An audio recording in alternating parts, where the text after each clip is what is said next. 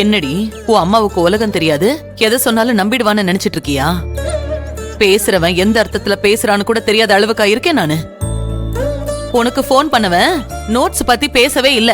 ஆனந்தி நல்லா தானே பேசிட்டு இருந்தீங்க, திடீர்னு ஏன் என்கிட்ட பேசாம போனீங்கன்னு அவன் சொன்னதை என் காதால நான் கேட்டேன்.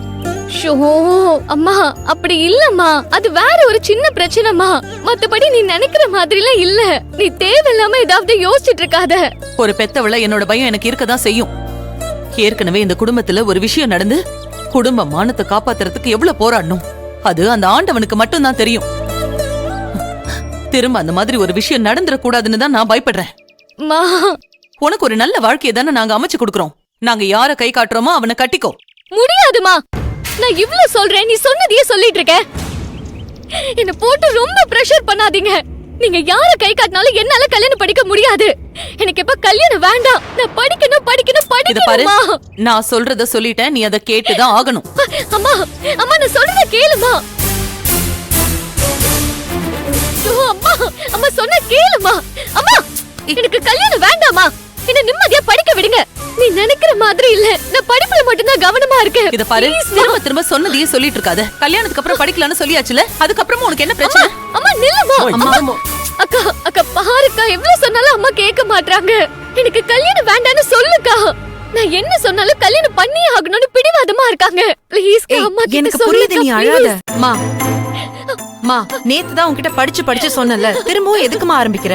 மா, நானு அண்ணன் அக்கா மாமா இத்தனை பேர் சொல்றோம், இவ்ளோ பிடிவாதமா இருக்க? அவ படிப்பு நிறுத்திட்டு கல்யாணம் பண்ணி வைக்கணும்னு ஏதாவது சட்டம் இருக்கா என்ன? நிறைய பேர் டாக்டர் சீட்டுக்காக எவ்வளவு கஷ்டப்பட்டு இருக்காங்க. அது கடைசி இவ படிச்சுட்டு இருக்கா.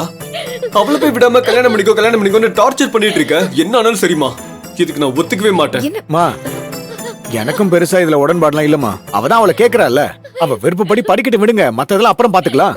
அப்படி இல்லனா அவ மனசளவுல அந்த கல்யாணத்தை பத்தி யோசிக்கிறதுக்கோ அதுக்கு தயாராகிறதுக்கோ கொஞ்சம் டைம் கொடுங்க. நீங்க என்னடானா எல்லாமே உடனே நடக்கணும்னு ஏன் பாடாப்படுத்துறீங்க? ஏங்க அத்தை என்னமோ ஆனந்திக்கு கெடுதல் பண்ற மாதிரி ஆளாளுக்கு பேசிட்டு இருக்கீங்க.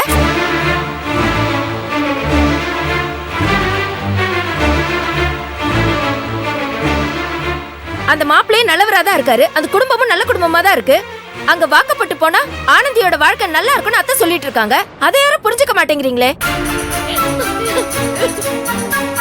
அண்ணி, அத்தை, நீங்க எதை நினைச்சும் கவலைப்படவோ பயப்படவோ தேவையில்ல.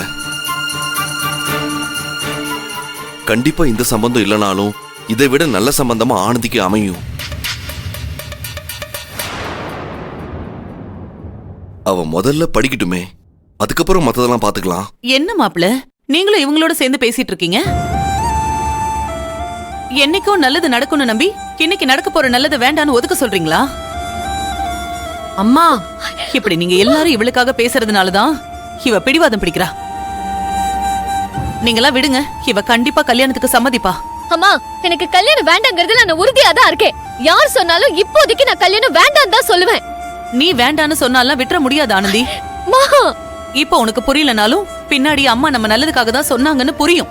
அம்மா அம்மா பாருக்கா, சொல்ல கேட்கவே மாட்டாங்க. அக்கா எனக்காக பேசுக்கா. நான் பேசுறேன், நீ முதல்ல அழாத. காலேஜுக்கு டைம் ஆச்சுல, நீ கிளம்பு. அழாத, நான் பேசிக்கிறேன், நீ கிளம்பு. ஆனந்தி இந்தா, நீ கிளம்பு போ. நீ அழாம போ, நான் பேசிக்கிறேன். நீ போ ஆனந்தி.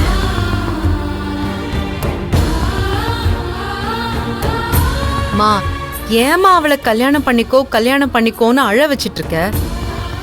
எதுக்குமே கொஞ்சம் கால அவகாசம் தேவை. அதை ஏன் நீ புரிஞ்சுக்க மாட்டேங்கிற? அதுக்கான அவகாசம் எல்லாம் இல்ல கையல். நேத்து நைட்டு கூட தர்மலிங்க மாமா போன் பண்ணாரு.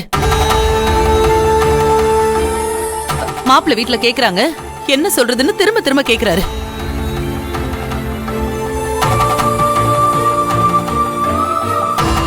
நான் பேசிட்டு சொல்றேன்னு சொல்லிருக்கேன். திரும்ப அவர் கேட்டாருன்னா நான் என்ன பதில் சொல்றது?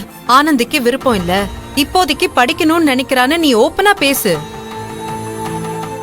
இத போட்டு இன்னும் இழுத்துட்டு இருக்க வேண்டாம். அம்மா, பெரியப்பா இத சொன்னா கண்டிப்பா புரிஞ்சு பாருமா. கையல், நான் மா ப்ளீஸ், தயவு செஞ்சு இந்த விஷயத்தை விட்டுடு. உன்னால சொல்ல முடியலனா பெரியப்பா போன் பண்ணும்போது நான் பேசிக்கிறேன்.